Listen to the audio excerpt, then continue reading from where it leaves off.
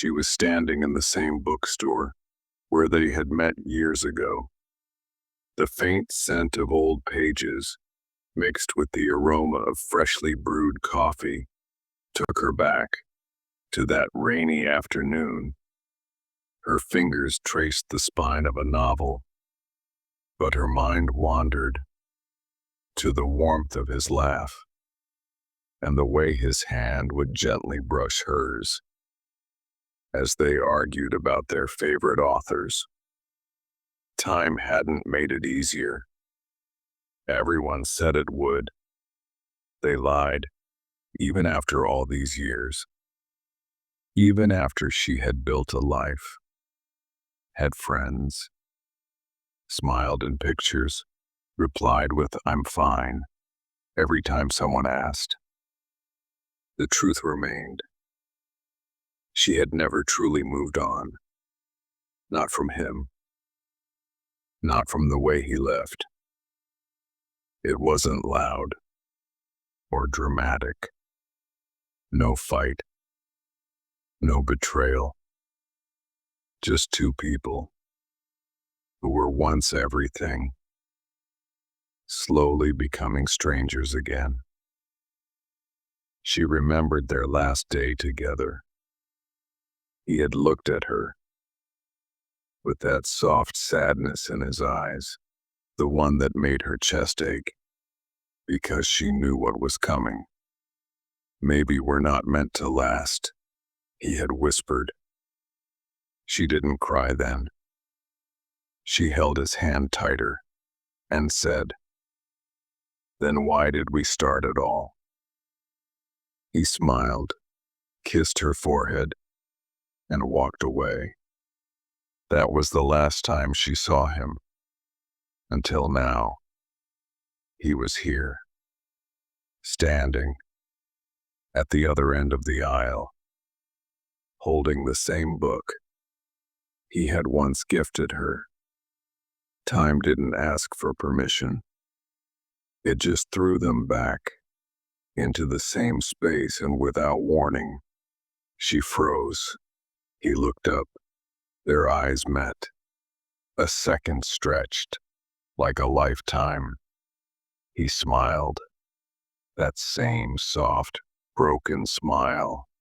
She wanted to run, or maybe scream, or ask why.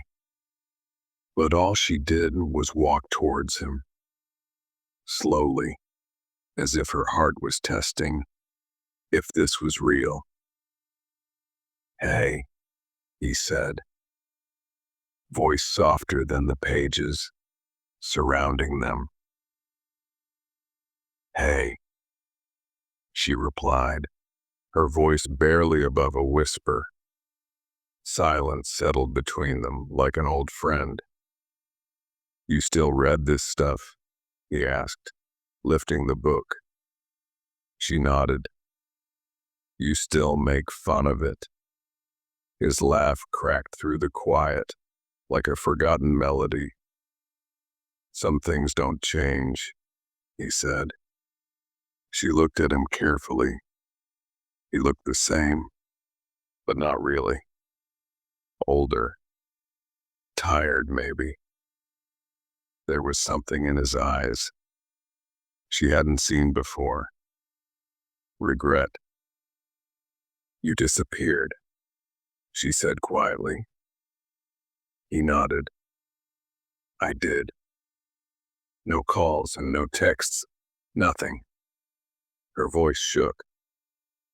"I thought I was doing the right thing," he said, eyes locked on hers. "Right thing for who?" Her heart was pounding now. "You think walking away was right?" He took a step closer. "I was scared. I didn't know how to be enough for you. I loved you so much it terrified me. And I thought maybe letting you go would save us both from future heartbreak. And instead you became the heartbreak," she said, blinking away tears. He sighed. "I never stopped thinking about you. But you never came back, she whispered.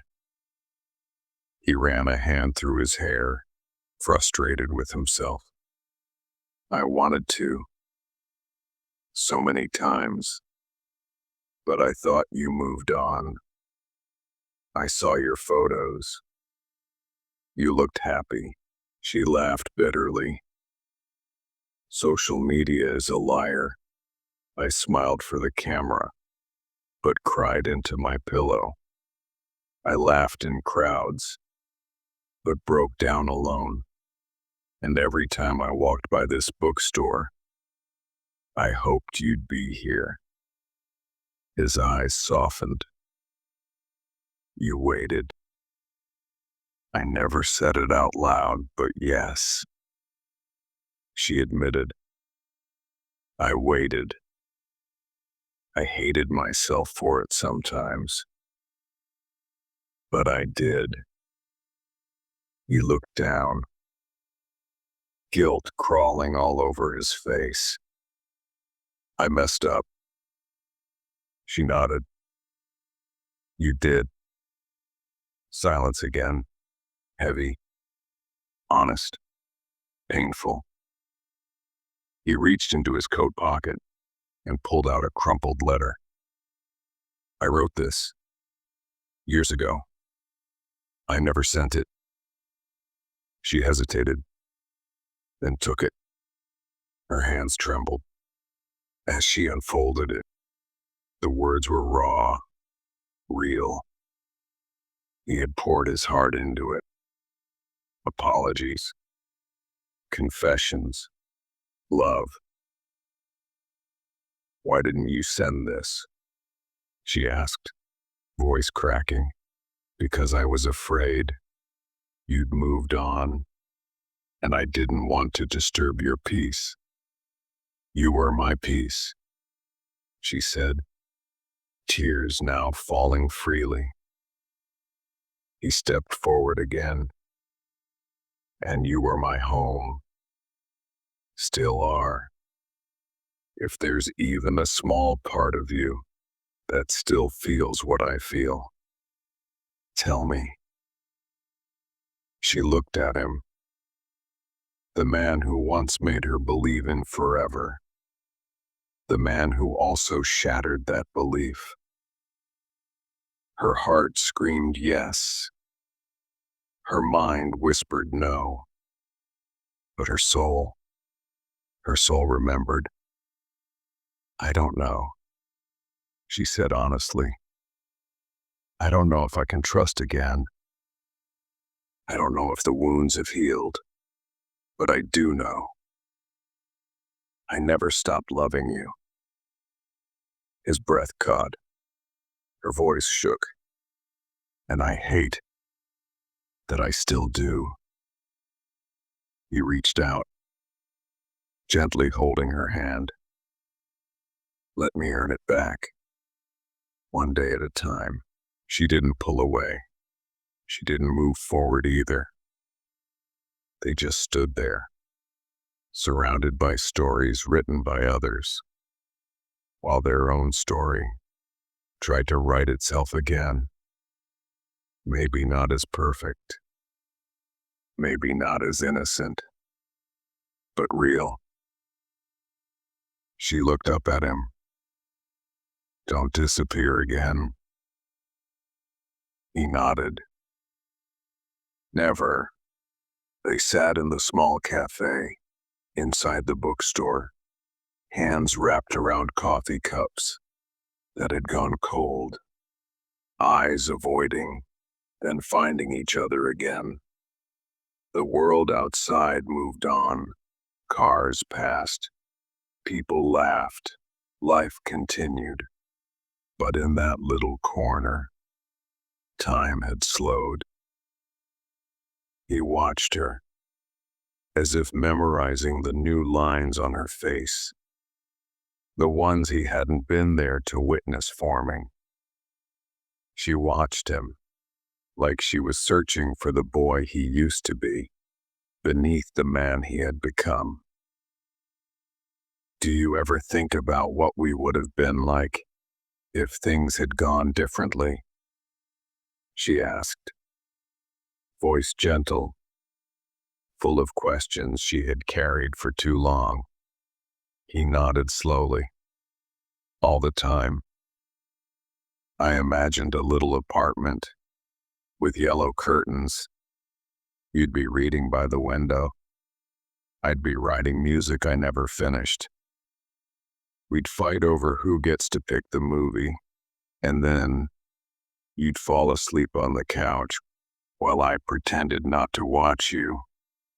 She smiled, sadly. I dreamed of you showing up at my door, saying you made a mistake, telling me you still loved me. And then you never did. He reached across the table, but she flinched. Not away from him, just away from the memory of the pain. You hurt me, she said quietly. I know, he replied, and I will never forgive myself for that, but I want to make new memories, better ones, if you'll let me. Her eyes glistened. I don't need a fairy tale anymore. I just want the truth. No games, no disappearances, just honesty. He nodded. You'll have it. Even if we just become friends again. Even if you never love me the same. I want to be there. I need to be there. She took a long breath, searching his face for signs of the boy who once promised forever. He was still there, just a little bruised by life, just like her. We can try, she said finally, but slowly, carefully, because this time, if it breaks, I don't know if I'll survive it again. He squeezed her hand, gently. Then we won't let it break. We'll hold on tighter.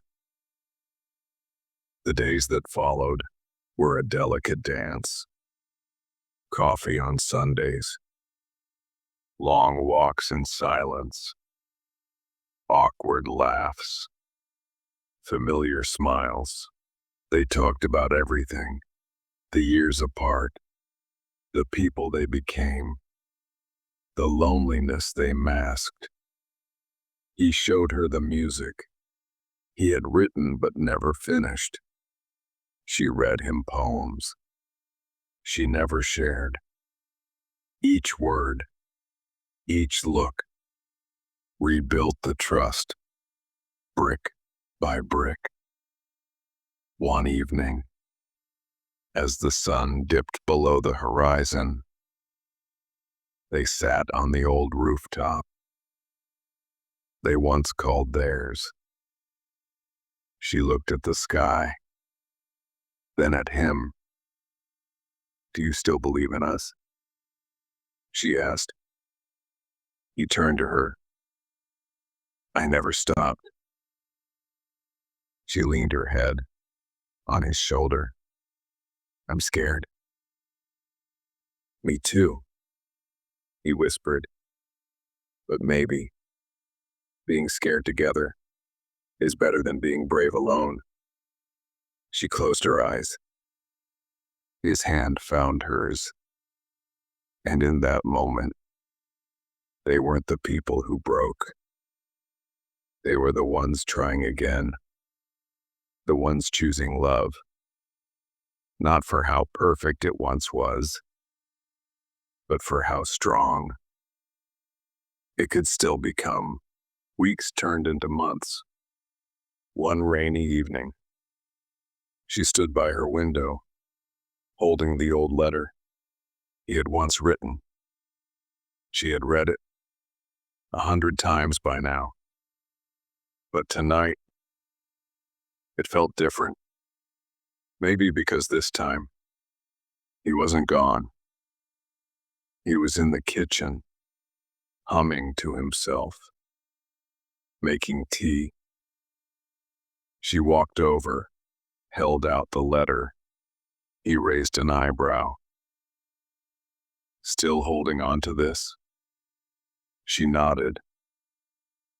I kept it because it reminded me of the love I thought I lost.